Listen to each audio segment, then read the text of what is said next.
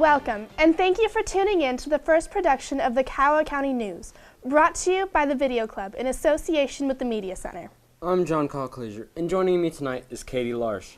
This evening, we bring you our top story, state volleyball. But first, some of you might not be aware that the Kiowa County Drama Class is working on their annual stage production. Peyton Miller went on the scene to talk to some of the cast and find out how they feel about their current production. This year you're going to see a lot of different diverse characters. You're going to see some funny scenes, you're going to laugh, hopefully, but you're going to laugh. And I think you'll be pleasantly surprised at some of the talent that we have this year. So I played two different characters in the play this year. My favorite one is probably Intern because it shows a whole different side of me that I've never got to play before, and it's kind of like my secret wish. If I could be anyone, I would be her, so I really like playing her. The favorite thing about my character, Steve, is that he's not trying to be funny, he's trying to be very serious, but he's also kind of the catalyst for most of the funny moments in the play. The play, named Employees Must Wash Hands Before Murder, will be performed in January. For tickets, contact Kim McMurray or a drama student. Also in our school, we find a people with a wide variety of backgrounds. In numerous years of instructing, teachers have witnessed quite a few crazy incidents.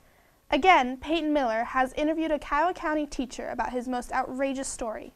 This week, Peyton asked Mr. Randy Van Hook to give us his story. He had this to say. My wackiest teaching moment, I believe, came in my first teaching job at Lewis High School. I was teaching math and science both, and one day I had explained to some students in science what would happen when you put sodium into water. And over the lunch hour, I was out of the room and I came back in for class, and they had gotten in there over lunch and had a beaker full of water and had cut a chunk of sodium, and as soon as I walked in the door they dropped the sodium into the water and there was a massive explosion and just kind of left my room with a mushroom cloud floating for a while and glass shards everywhere, and I think scared them more than anything, but it was a little bit crazy. Every year, Barclay College in Haviland holds an auction to raise money for the school. The citizens of Haviland, and many others around the country, donate to the auction that is simply named the Barclay Sale. Donations differ widely from quilts, to homemade goods, to furniture, to decorations, and to puzzles. When all is said and done, there are thousands of items set up in Hockett Auditorium just waiting to be bought by one of the many attendants on the first Saturday in October. The auctioneers execute their job flawlessly, with quilts going for thousands of dollars and a jar of jam going for just as much. In 2011, the college raised about $110,000 from the sale alone, and this year, approximately $79,700. The food is supplied by the youth of Haviland Friends Church. Students work tirelessly to feed the many people who come through the doors and use the money to their advantage. In the past, these finances have gone to fund missions trips to Mexico and Houston. This year, a chance for the students to go to Israel in the summer of 2013. While there, they will be able to see places where Jesus walked, preached, and taught his many followers. Traveling from the Sea of Galilee to Jesus' birthplace, the students will be able to make the connection between the Bible stories and the physical locations while solidifying their faith. Going along with the Haviland theme, we take you to the other side of town where they're getting down and dirty. Every year, Haviland Fringe Church and the Methodist Church have Fall Fest.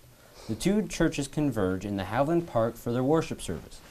After the service is over, everybody gathers to have a potluck. People from the community bring homemade dishes of various desserts, salads, and entrees. To continue the festivities, everyone heads down to an empty lot somewhere in town to play a few games of mud football. This is put on by the youth pastor of Haviland Fringe Church, Josiah Williams. People of all ages are invited, but usually junior high, high school, and college students are the ones who participate, with parents and children watching from the sidelines. Josiah believes that the most rewarding part of mud football is everyone having fun together. After the games are over, most of the students are taken down to the local car wash where they are then sprayed down by one of the parents. Speaking of football, we have a treasure trove of highlights from the past football season. I'm here with Cole Kendall, who will give us the update. Cole? Thanks, John. The football guys have faced Skyline, Attica, St. John, and Solomon in the playoffs. They blew out Skyline 52-0. They also kept Attica from scoring and successfully racked up 60 points of their own. St. John was a closer game that resulted in a loss for the Mavericks, with a final of 38-32. Despite the loss, the Mavericks made it to the playoffs with a Maxville loss to Fairfield. The Solomon game was upsetting. The Mavericks lost 54-42. The Mavericks had a very good season, finishing with a record of 6-4. At one of these riveting games, there was a very cute performance. You might see them dance every semester, but you might not know who they are. The cheerleaders who help teach the kids call it Little Pepsters. Little Pepsters is kind of a fundraiser that we use for the cheerleaders. It incorporates teaching the little girls some cheers and performing at a game. It's not a huge moneymaker because it's more fun for the girls, but we do make about $100 every time we do that. Here in Kiowa County, this is the third year, I think, that we've done it, but I've been a sponsor at previous schools, and so I've done this for about 8 years. We do it twice a year. We have practices 3 times before the performance, so it's just that week they learn things really quick. Little Pepsters is available for anyone 3 years old up to the 6th grade.